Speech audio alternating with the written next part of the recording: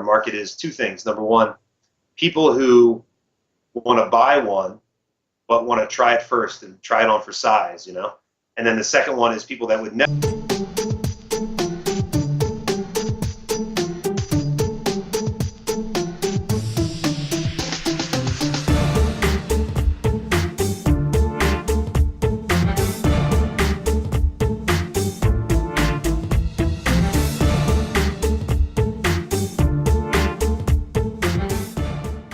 Hey guys, and welcome to another episode of Talking Tiny with your host, Chicago Bob. And this week we have Jeremy Ricci here with us from TinySiesta.com. And he has a rather unusual business model that he is renting tiny houses in Florida. I'll let him tell more about that, but I just wanted to say thanks for joining me today, Jeremy.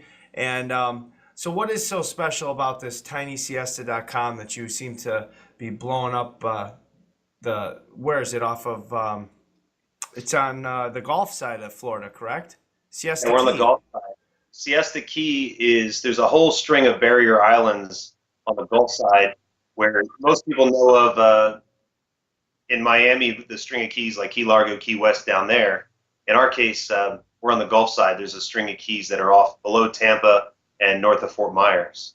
So we're on the Gulf side. The water is beautiful. You've heard of Clearwater, Florida. That's just north of us. The water is clear, right? So the idea is we found a 1941 RV park that was like the remnants of a large RV park that most of the land got sold off to developers for banks, shopping centers, things like that. That's on the main drag.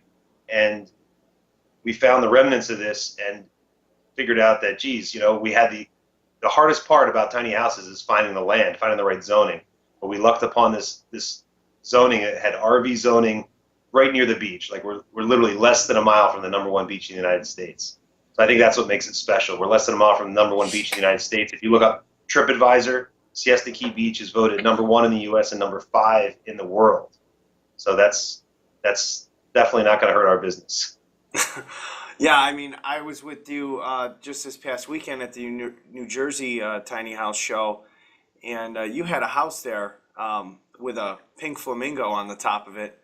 And I'm in that house, actually in front of my office, in that house, because it's a little loud with people in my office, so I just came out here and doing this interview in the tiny house that's literally in the parking lot. So how did the show work out for you? You think you got a lot of interest in what you're doing down there in Florida? I mean, your phone was going off like crazy when we were having dinner on Saturday night, so I imagine people are interested. I'm happy with the outcome. I think we gave away a lot of flyers. I ordered a bunch of. I learned this from the show I did in Florida that the easiest way for me to get the word out there. I don't know how many people to expect, and how many people do they say they had? They said they had 50,000. I mean, it doesn't. Even if it was half of that, is a lot of people. So. I didn't know how many to expect, so I ordered like 1,000 flyers, and I ordered them as 4x6 photo prints. So the nice thing is, if you run out, you just call 1 hour photo, and they're ready for you. So I printed the same photo 1,000 times, and I did that twice. And I had a whole shoe of business cards, and they're all gone. I had to have my assistant order some new business cards for me today. So she's like, "Wow, you went through all those? Like, there's a lot of people. There's a lot of people there." Yeah. And I think the flamingo was a hit. We had a flamingo on top of the tiny house. I'm sure you can overlay in the video a picture of. We'll put it on the screen right now. So yeah, they picked it up on the NBC News as one of the images that they shared about the Tiny House Festival, along with that awesome coffee bar, which is really cool.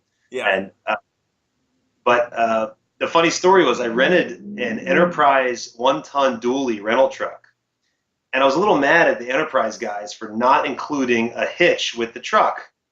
I'm like, well, how am I going to tow the thing? And they said, well, just go to Walmart and get a hitch. So I'm like, come on, you guys are like, renting me this thing. It's not coming with a hitch.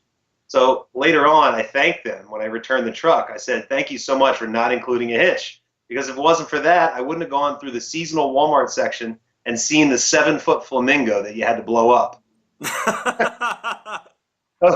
So in order to get the hitch, I went through seasonal and found this big flamingo. So that was like the beacon of when people were telling me, as soon as you walk in, it's the first thing you see. Yeah. I mean, it was funny because I went up on stage on Sunday to give my talk, and from 500 yards away, I see that flamingo, and I just started laughing on stage, and everyone must have thought I was nuts because they had no idea what I was talking about. But I could see that flamingo, and I just started laughing. I thought it was hilarious. But yeah, I mean, when we were at the show, I was just walking around talking to people, and people were waiting in line an hour, hour and a half. It's crazy, absolutely just mind blowing. So you got this. So you got this lot down in. It's an acre, right? It's about an acre. We're zero point 0.7 acres in Sarasota, just like zero point 0.4 miles from the drawbridge to Siesta Key, and it's a phenomenal location. It's the road that goes from Tampa to Miami is the Tamiami Trail, and we're west of trail. West of the trail, I call it a west of trailer park. West of the trail is like the, it's supposed to be the ritzy area. It's supposed to be the nice area, which it is. I mean, there's like $700,000 condos behind our property, so it's it's definitely a good place to be. So I'm just getting like notifications on So are these houses like right on top of each other, or? Well, it's 0.7 acres, so you figure I think we have 600 linear feet, and with the 600 linear feet, they're space. They're kind of like townhouses, but they're spaced about 25 feet apart. Okay. And some of them are a little bit more private than the others. But I tell you what, there's really some kumbaya that goes along with these tiny house. People staying in tiny houses, they're on vacation. They're staying in a tiny house. They automatically have something in common. Yeah, you know that's what I mean? true. Yeah. So when people are staying at our place, they're actually showing each other, which unit are you staying in? And we have some cool units that look like the lifeguard stands on Siesta Key. Maybe you can pop some of them on the screen. Yeah, I will. Yeah, let's put some of those up on the screen. Really neat models. We have models that were built by the Amish. These guys up in Ohio that manufacturer that made them for us, that were 3 queen-size beds. So you literally can sleep 6 on 3 queen-size beds. First floor master bedroom with 2 lofts with stairs up to the lofts. So we have a lot of diversity in the models, and we have some with first floor bedrooms, some that sleep 6. So some really neat units. And I think what I find is that people are showing each other like, oh, which one are you staying in? Let me see it, and I'll show you yours if you show. I'll show you mine if you show me yours. So from what I know about you, you have a lot of rental property in the Pennsylvania area. You've been in real estate for a while now. How long have you been in real estate? I started at the turn of the century, like 2000, 2001. So Okay. turn of the millennium. So I started 2001, full-time 2002. So since 2002, I've been self-unemployed. So and it's only been in the last 9 months that you really pursued this tiny house endeavor, correct?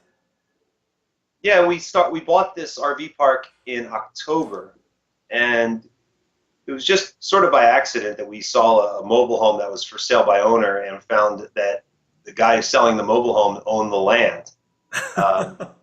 Started asking him, I said, what's the lot rent there? He said, well, I own the lot. So I said, well, geez, let's stop talking about the mobile home. Let's start talking about the lot. And it was in a place that we already invested in vacation rentals. We did vacation rentals since 2012 in Sarasota. So the Gulf of Mexico there is just beautiful. I have young kids. I know you have Yeah, I got 2 myself. Yeah, so I have 3 little kids, and I love the fact that in the Gulf of Mexico, they could be out 50 yards and still be at their waist, and there's not big waves that are knocking them over, and you can see your toes. So up here in Pennsylvania, we all go to the Jersey Shore, and the Jersey Shore is not like that at all. The sand is hot. It's kind of murky and green, and who knows what kind of debris you're going to pick up. Sorry, people at the Jersey Shore. In Sarasota, the beach, this is the thing that it's known for. The beach is made of quartz crystal. So instead of like ground up seashells, or like in Bermuda, you have ground up coral, it makes it nice and pink. In Sarasota, Siesta Key Beach is made of 99.9% quartz crystal. And I don't know if you saw it, but I brought some to the show. And Yeah, I saw that. I thought that was like I thought it was something you bought in the store. Yeah, I didn't know it it looks was like from the beach. it's like sugar. That's how white it is. And that's really what it's known for. So it could be 100 degrees outside, and you can lay down flat on the beach, and it's cool, nice and Yeah. neat. So So you go ahead and you bought this RV park, and then you started researching the tiny houses and realized, what was one of the first videos? I mean, how did you find out about the tiny houses? my son is in the gifted program in school, and he was invited to this Young Innovators Fair. And we went to this Young Innovators Fair, and it was actually Deke Dietrichson with RelaxShacks.com who was there peddling his books on how to build microstructures and tree houses and all that stuff. And my son's over building robots at one of the venues, and I'm talking to him about all these reclaimed structures. And somehow between the time that we got the property under contract and the time that we closed, I had already it dawned on me in my sleep, like, I wonder if we could. And, it turns out the zoning was there. Like we were basically grandfathered in from the 1940s. If I wanted to do the same thing over again, I would have to buy a 55-acre parcel. And tell me where I can find a 55-acre parcel near the beach. And that's what I'm a lot of the questions that I get when I speak, or people that come to our shop here, they're always telling, they always want to know where can we park them and stuff like that. And, we have answers for all those kinds of questions, but you always get a couple of people that are like, I want to start my own community. And I try to tell them that, there's a process in place, and a lot of people want to draw out the whole plan, and because it sounds cooler and all that kind of stuff, and present it to the city officials and all that fancy jazz. But in reality, as you know, the fastest, the path of least resistance is definitely going to always be finding those grandfathered pieces of parcels of land. And typically they're a lot cheaper than trying to go through all the infrastructure and waste all the time trying to propose a new plot. Because like you said, you have to buy 55 acres. Well, I was looking at doing like tiny offices for rent behind my office. I have like spots I could probably fit 3 of these, and there were some guys that had like a mobile office at the one St. Augustine festival that I was down at. Same guy ran it that ran the New Jersey festival, John Kernahan. He's been on the show. Yeah, he got an awesome turnout to that one. So anyway, so these guys had these mobile offices, and in order to get them on my parcel, I had to do a zoning variance, and the variance was $6,000 to apply. And if they didn't approve it, too tough, out of luck, you lost your $6,000. So wow. And I thought Chicago was bad. Yeah, so I actually probably paid too much, and it's public record, but I'm not going to give it out on the show, so they can go look it up if they want. But but I probably paid too much for the parcel. But at the same time, it was a sure thing versus the what if. What if they don't approve it? If I'm starting a new parcel, what if I hit? What if there's a spotted owl on the property and now I can't develop it? Right. What if there's not available water or sewer? So all these things. I mean, I just would rather have something that's a sure thing versus all these contingencies. Because it just makes it difficult to go through all that red tape. And this place was set up, fortunately, in such a way that it was minimum the amount of work that we had to do in order to get it up and running for the tiny houses. So.